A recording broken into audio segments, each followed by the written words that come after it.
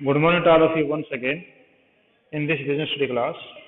Yesterday our chapter number 8, that was small businesses, was completed, and today we are going to start the new one chapter, that is internal trade, chapter number 9.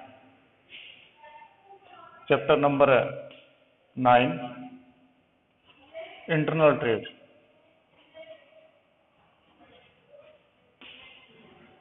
Internal trade. We are going to start this chapter.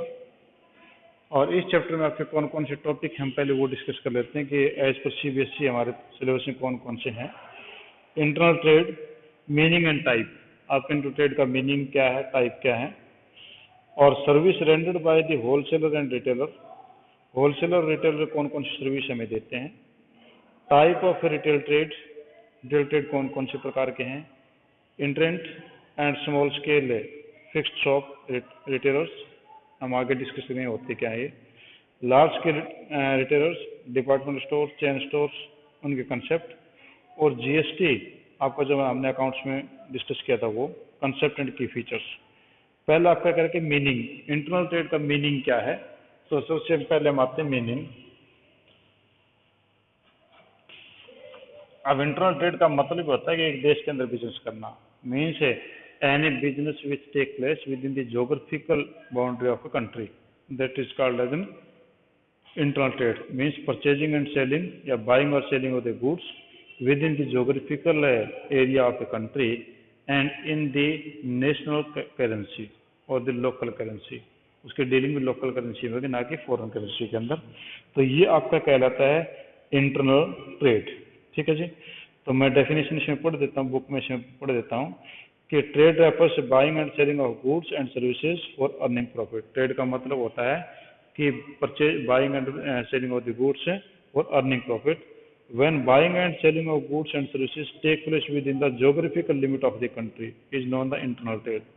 और अगर ये buying and selling एक देश की geographical उसके अंदर काम करता है तो इंटरनल ट्रेड कहलाता है. और ये जो है इसको हमें होम ट्रेड के नाम से या इनलैंड ट्रेड के नाम से भी जानते हैं.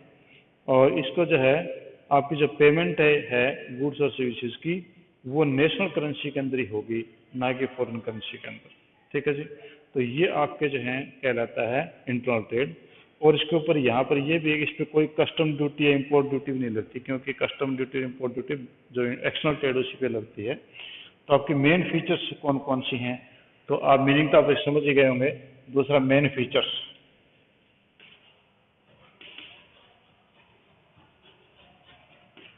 Main features of internal trade.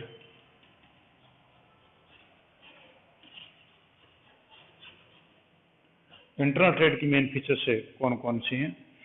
पहला आपकी जो इंटरनल ट्रेड की मेन फीचर हैं buying and selling goods and services with in country. ठीक है. तो पहली फीचर है बाइंग एंड सेलिंग.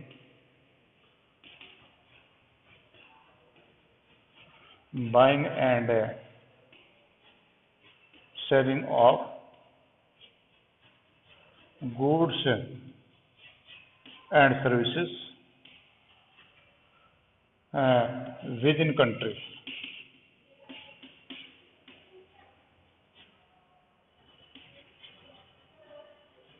आपका जो है बाइंग और सेलिंग जो है विद इन कंट्री आपकी होगी.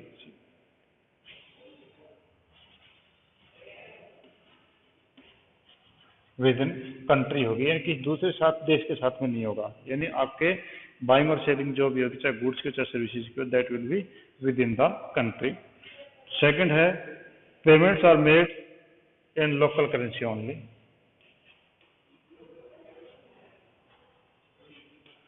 Payments and receipts are made in local currency.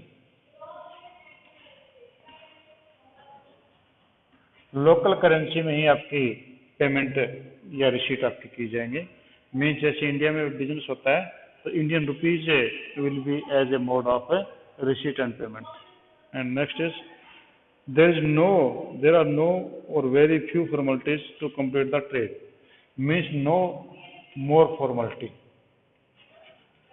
No more formalities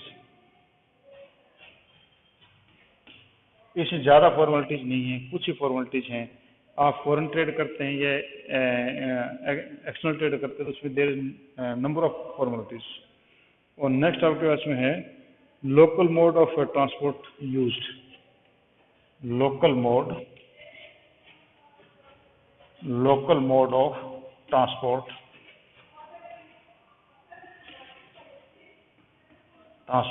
used. आपके जो लोकल मोड ट्रांसपोर्ट का वो इसमें यूज़ किया जाता है, यानी आपके ट्रेन हैं, आपके व्हीकल्स हैं, वो होगा। इसमें आपका जो है दूसरे देश के ट्रांसपोर्ट की इसमें जरूरत नहीं होती है, ठीक है। तो आपका जो पहले मैंने बताया था कि मीनिंग आपका क्या है कि what is the meaning of trade. Trade का मतलब buying and selling of goods, that is trade. And what is the internal trade means when it is done within the geographical location of a within geographical location क्या है उसको, मैं अभी भूल गया उस वर्ड को। geographical area, sorry, which we purchase and sell the goods within the geographical area of a country, and the payments are made and received in the local currency of that country, and local rule and regulation is applicable। आपका जो है political map अलग होता है। Political map is a different one. Political जो आपका area है that is different one. जैसे कि पाकिस्तान जो है वो इंडिया का काफ़ी सारा एरिया अपने वहाँ दिखाता है, जबकि उनका ज्योग्राफिकल एरिया वो नहीं है। ज्योग्राफिकल एरिया जो फिजिकली हमारे पास में है वो दैट इज ज्योग्राफिकल एरिया। और इसमें मेन आपकी जो फीचर्स कौन कौन सी थी, तो मेन फीचर आपके पास में थी, तो वो आपके पास में थी पहले आपके जो है वो थी buying and selling of goods and services with in country. एक हमारे देश के अंदर ही यानी एक देश में की जाएगी परचेज और सेल, चाहे वो इंडिया में तो इंडिया में, पाकिस्तान में पाकिस्तान में, ठीक है। Payment and receipts are made in local currency और नो मोर फॉर्मेलिटीज, कोई ज़्यादा फॉर्मेलिटीज नहीं है। और लोकल मोड ऑफ ट्रांसपोर्ट इसमें यूज किया जाता है, ठीक है। इंटरनल ट्रेड जो है वो कितने प्रकार का है, टाइप ऑफ इंटरनल ट्रेड। हम इसके ऊपर अब आते हैं, थर्ड पॉइंट है टाइप ऑफ इंटरनल ट्रेड। काफ़ी इजी चैप्टर है, very easy, you will feel that these are the real one things. आपके आसपास में देखो वो चीज़ें आपको दिखाई देंगी, तो काफ़ी आसान चैप्टर है ये। Type of internal trade, types of internal trade.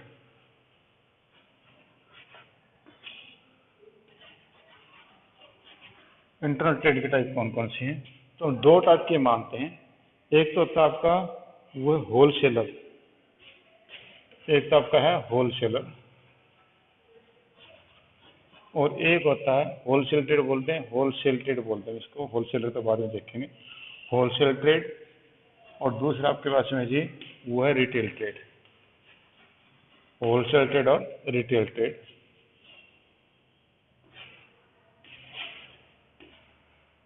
Wholesale trade और रिटेल सेल, होलसेल होता है हिंदी में बोलते हैं थोक विक्रेता, थोक व्यापार बोलेंगे, थोक व्यापार। और ये होता है फुटकर व्यापार, फुटकर व्यापार, ठीक है। तो टू टाइप आपके जो हैं वो आपके इंटरनल ट्रेड आपके होते हैं। तो पहले हम जो है करते हैं, बात करते हैं होलसेल ट्रेड। होलसेल ट्रेड आपकी क्या होती है, तो होलसेल आपका जो ट्रेड है वो आपका कि wholesale trade refer that trade which is which goods are sold in large quantity, the person carries on wholesale trade is known as wholesaler. तो होलसेल ट्रेड में क्या आता है कि goods are purchased in big quantity, in large quantity from the manufacturer. जो manufacturer है उससे बड़ी मात्रा में माल खरीदते हैं। And the person who does this business that is called as wholesaler, हम उसको होलसेलर बोलते हैं, ठीक है। तो आपका होलसेल ट्रेड का मतलब the business in which purchase the goods are purchase in bulk quantity और in large quantity, and the person who does this business that is called as an wholesaler. और ये बड़ी मात्रा में माल खरीद के आगे फिर रिटेलर्स को, इन लोगों को थोड़ी थोड़ी मात्रा में बेचता है, और रिटेलर फिर आगे उस माल को फिर एक एक करके बेचता है, ठीक है। तो ये आपके जो होलसेल ट्रेड कहलाता है, ठीक है। और इसमें जो है आपके फीचर्स ऑफ होलसेल ट्रेड कौन सी होंगी, तो हम उसकी बात करते हैं। तो आपके ट्रेड जो दो प्रकार का हुआ आपका इंटरनल ट्रेड, एक तो होलसेल ट्रेड, दूसरा आपका रिटेल ट्रेड। तो होलसेल ट्रेड में जिसमें बिग क्वांटिटी खरीदी जाती है, लार्ज क्वांटिटी खरीदी जाती है, और छोटे छोटे टुकड़ों में आगे बेचा जाता है। और इसके फीचर्स कौन से होंगे,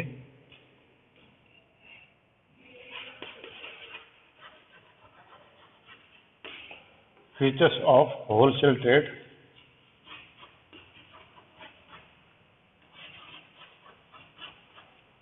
फीचर्स ऑफ होलसेल ट्रेड में आपके कौन कौन से फीचर हैं?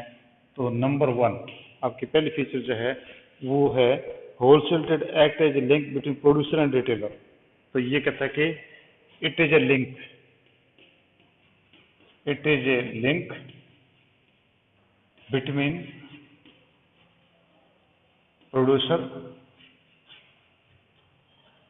Producer to retailer. ये प्रोड्यूसर से रिटेलर के बीच में एक लिंक है, यानी he purchase the goods from manufacturer and sell to the retailer. It means he is a key person और he is a middleman between the whole manufacturer producer to retailer. ठीक है जी। नेक्स्ट आपके पास है wholesale deal with large quantity of goods. Second है it deals with a large quantity।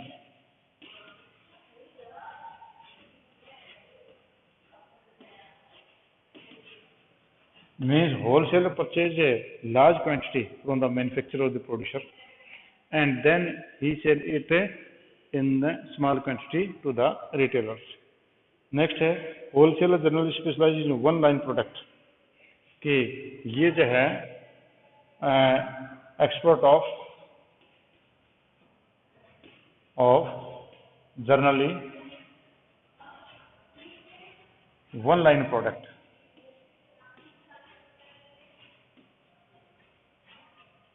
One line product का ये एक्सपोर्ट माना जाता है कि मान लो कि एक अगर आपका जो कपड़े का होलसेलर है तो he deals with the cloth only, he never deals with the grains and the person who is export of grain wholesaler he deals only in the grain of different type of the grains may be there, but he cannot be the wholesaler of electricity equipment।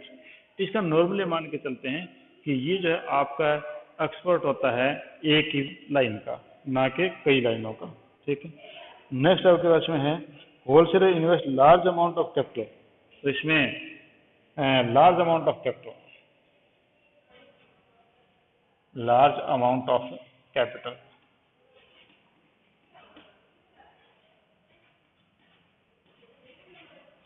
Involve. इसमें बड़ी मात्रा में capital जो वो लगी होती है, क्योंकि wholesaler purchase the goods in cash and sell it on credit. वो नगद पे खरीदता है और रिटेल में जो उधार पे वो बेचता है रिटेलर्स को। ठीक है जी। नेक्स्ट आपके पास है margin of profit is very low. आपका जो है पांचवा देखते हैं बीच में कि wholesaler generally sell goods in small lots to the retailers. ठीक है। तो ये कहता है कि sell to retailers on in small quantity.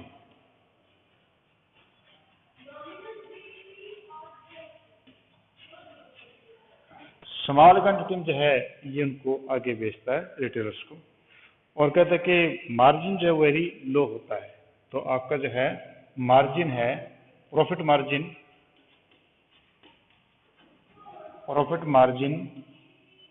As very low. आपका प्रॉफिट मार्जिन जो है वो काफी कम होता है, इनका प्रॉफिट मार्जिन ज्यादा नहीं होता है। तो wholesaler is the first chain. आपका जो होलसेलर जो है wholesaler is first in distribution chain. Distribution chain जो होती है यानी सबसे पहले मैन्युफैक्चरर, मैन्युफैक्चरर के बाद में होलसेलर, होलसेलर के बाद रिटेलर, रिटेलर के बाद कस्टमर। तो आपकी सप्लाई जो चेन है, सप्लाई चेन के अंदर जो होलसेलर है वो आपका फर्स्ट पर्सन होता है। इसके बाद ही आगे फिर नेक्स्ट लोग जो वो जाते हैं। ठीक है जी। अब हमें एक बार इनको दोबारा फिर देख लें कि होलसेल ट्रेड की फीचर्स कौन कौन सी हैं। पहला, it is a link between the producer to retailer, कि ये आपका प्रोड्यूसर टू रिटेलर के बीच में एक लिंक का काम करता है। ठीक है जी। दूसरा, it deals with the large quantity, ये बड़ी मात्रा में माल खरीदता है और आगे छोटी मात्रा में बेचता है। Export of generally one line product, ये एक लाइन का प्रोडक्ट बेचता है। अगर एक ग्रेन का मर्चेंट है तो ग्रेन ही बेचेगा, अगर क्लॉथ का मर्चेंट है क्लॉथ ही बेचेगा। और large amount of capital involve, इसमें बड़ी मात्रा में कैपिटल लगी होती है। Sell to retailers in small quantity, retailer को स्मॉल क्वांटिटी बेचता है। Profit margin is very low, margin काफ़ी कम होता है, प्रॉफिट कम लेता है, 1% 2% का काम करता है। और wholesaler the first distribution channel, wholesaler जो है डिस्ट्रीब्यूशन चैनल के अंदर फर्स्ट आपका होता है, यानी पहली कड़ी के अंदर वो होता है। ठीक है, अब हम यहाँ पर जो डिस्कस करेंगे, हाँ जी, एनी पॉइंट अगर आप इसे को पूछना चाहें तो। वैसे तो काफ़ी सिंपल है, कोई ऐसी खास बात नहीं है, क्योंकि आप देख रहे हैं कि ये लोकल चीज़ें, आम चीज़ें हैं, कोई खास नहीं है सर। अब हम बात करें कि जो सिलेबस में हमारे है वो कि आपकी जो सर्विस ऑफ होलसेलर, होलसेलर की सेवाएं क्या हैं। तो होलसेलर जब दो आदमियों को सर्विसेज देता है, एक तो होता है मैन्युफैक्चरर उसको देता है, और एक वो सेवाएं देता है वो रिटेलर को देता है, क्योंकि वो होलसेलर जो है मैन्युफैक्चरर से माल खरीदता है और फिर रिटेलर को बेचता है। इसका दो लोगों को सेवाएं देता है। तो आपके पहले जो होलसेलर की सेवाएं मैन्युफैक्चरर के लिए क्या है, तो पहले आपकी सर्विसेज टू मैन्युफैक्चरर, तो आपकी wholesaler services, wholesaler services for manufacturer.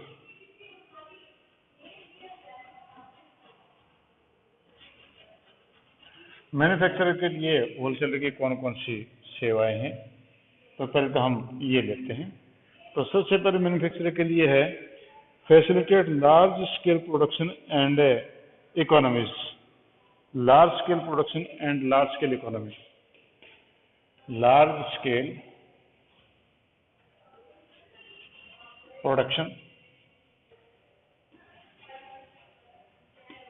And economy.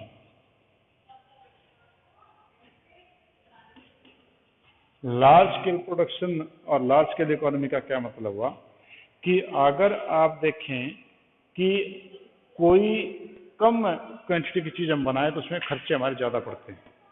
कैसे, क्या मतलब हुआ कि मान लो कि हम जो है अगर मिठाई खानी तो घर में अगर मिठाई हम बनाए तो महंगी पड़ेगी, क्योंकि हम अगर मान लो कि आधा किलो 1 किलो मिठाई घर में बनाए महंगी पड़ती है, हम बाजार से खरीद लेते हैं। अगर हमें शादी के अंदर मिठाई चाहिए तो बाजार वाले महंगी पड़ती है, हम घर में बनवाते हैं। वो सस्ती क्यों पड़ती हैं, क्योंकि लार्ज स्केल प्रोडक्शन करना होता है, तो लार्ज स्केल प्रोडक्शन करने सस्ता पड़ता है और स्मॉल स्केल प्रोडक्शन में महंगा पड़ता है। तो लार्ज स्केल का प्रोडक्शन के लिए आपका होलसेलर जो है वो मैन्युफैक्चरर से बड़ी मात्रा में, बिग क्वांटिटी में माल खरीदता है, लार्ज क्वांटिटी में माल खरीदता है। तो ऐसे अगर एक मैन्युफैक्चरर को 5, 7, 10 होलसेलर मिल जाएं तो ही will produce product on large scale, और नेचुरली लार्ज स्केल प्रोडक्शन से लार्ज स्केल इकोनॉमीज होता है, मितव्ययताएं, बचत, उनको बचत मिलती है। तो पहले तो ये है कि wholesaler purchase goods in bulk quantity and due to this bulk quantity the manufacturer, आपका जो मैन्युफैक्चरर है he will produce goods on a large scale and therefore he will get the large scale economy. ठीक है जी। Second, help in marketing function, आपका है helps in marketing function.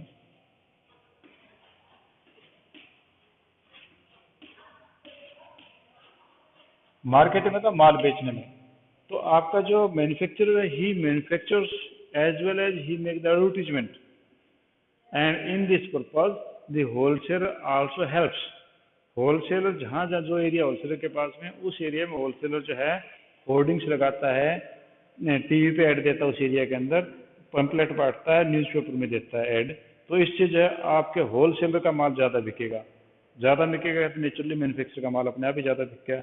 तो जो मैन्युफैक्चरर का काम क्या था कि उसको माल को बना के बेचना, तो वही काम तो आपका होलसेलर कर रहा है कि माल है जो वो बेच रहा है और वो माल को मार्केटिंग करने में आपकी मदद कर रहा है। ठीक है जी।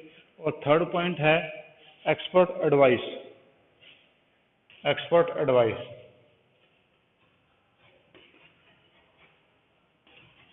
आपका यहाँ पर जैसे कि कौन बना करोड़पति में एक्सपर्ट होता है ना, एक बंदा अपनी लाइन का एडवाइस देता है, तो ऐसे ही ये एक्सपर्ट एडवाइस देता है। Mean the wholesaler does the business in a particular line, means he does the business of particular line but from many manufacturers, कि आपका कपड़े का बिजनेस करता है तो एक ही मैन्युफैक्चरर से थोड़े जुड़ा है, वो तो सैकड़ों प्रकार के मैन्युफैक्चरर से कपड़ा लेता है। इसका ये हुआ कि उसमें एक एक्सपर्टाइज लाइन उसके पास में, कि मान लो मैं एक कपड़ा बनाता हूँ, मेरा इतना एक्सपीरियंस नहीं है, पर आप या दो चार और बंदे वो कपड़ा बनाते हैं तो उनसे वो होलसेलर खरीदता माल, तो मुझे बताएगा कि भैया आप कपड़ा ऐसे बनाओ, ये डिजाइन का बनाओ, इस प्रकार का सिंथेटिक यूज करो, इस प्रकार के रेट आप रखो, तो एक्सपर्ट एडवाइस मुझे वो दे पाता है। तो ये भी एक फायदा है। स्टोरेज आपका फोर्थ है, स्टोरेज। स्टोरेज स्टोरेज की स्पेलिंग जो मैं देख लेता हूँ, STORA। स्टोरेज, आपका जो मैन्युफैक्चरर है वो बड़ी मात्रा में माल बनाता है, उसको स्टोर करना पड़ता है, but this done by the wholesaler because when he purchase the goods he will keep in the store. तो आपका जो है मैन्युफैक्चरर के पास में पाइल अप नहीं होगा, बल्कि वो होलसेलर के पास में पहुंच जाएगा। और फाइनेंशियल असिस्टेंस, फाइनेंशियल असिस्टेंस, कि आपके फाइनेंशियल असिस्टेंस भी जो है ये देता है कि wholesaler has a large capital, wholesaler naturally एक बड़ा पैसा रखता है, तो मैन्युफैक्चरर को भी जो है पैसा एडवांस दे देता है और रिटेलर को भी एडवांस देता है, तो इस प्रकार से जो है उसके फाइनेंशियल असिस्टेंस भी करता है। नेक्स्ट आपके पास है बेयरिंग रिस्क। बेयरिंग रिस्क, ये जो बंदा रिस्क बियर भी करता है। रिस्क बियर क्यों करता है? क्योंकि he purchase the goods in advance and he kept in the store, there may be theft, pilferage, change of environment, there are so many business risk. तो आपने पहले पढ़ा था बिजनेस रिस्क में, तो वो भी जो होलसेलर सहन करता है। और लास्ट है facilitate production continuity. Production continuity, production continuity, आपकी जो प्रोडक्शन को कंटिन्यूटी भी ये देता है, क्योंकि होलसेलर जो है वो आपका कहते हैं कि wholesaler facility continuity of production actively throughout the year by purchasing goods and when they are produced. तो जब वो माल पैदा होता है वो खरीद लेता है, तो पूरे साल तक उसकी प्रोडक्शन एक्टिविटी चलती रहती है मैन्युफैक्चरर की, तो उसकी मशीनें बंद नहीं होती, उसकी लेबर बेकार नहीं बैठी रहती। तो इस प्रकार से आपकी प्रोडक्शन कंटिन्यूटी को बनाए रखता है। तो मैन्युफैक्चरर के लिए होलसेलर के कौन कौन सी सर्विस थी? लार्ज स्केल प्रोडक्शन इकोनॉमी में मदद करता है, बड़े पैमाने पर उसके प्रोडक्शन करवा पाएंगे क्योंकि काफ़ी सारे माल खरीद लेते हैं इकट्ठा। Help in marketing functions, marketing का काम भी हेल्प करते हैं। एक्सपर्ट एडवाइस भी देते हैं, स्टोरेज भी कर लेते हैं खुद लोग, इनके अपने गोदाम हैं, गोडाउन्स खुद के हैं। फाइनेंशियल असिस्टेंस, एडवांस भी पैसा पे करते हैं। और बियरिंग रिस्क, रिस्क बियर ये करते हैं लोग, इनका किसी प्रकार के माल की चोरी वोरी हो सकती है। और प्रोडक्शन कंटिन्यूटी बनाए रखने में ये मदद करते हैं। ठीक है जी, तो आज हम इतना ही करते हैं। कोई और कोई चीज़ पूछनी है तो आप मेरे से पूछ सकते हैं। ठीक है जी, anything you want to ask? नहीं है तो फिर हम कल फिर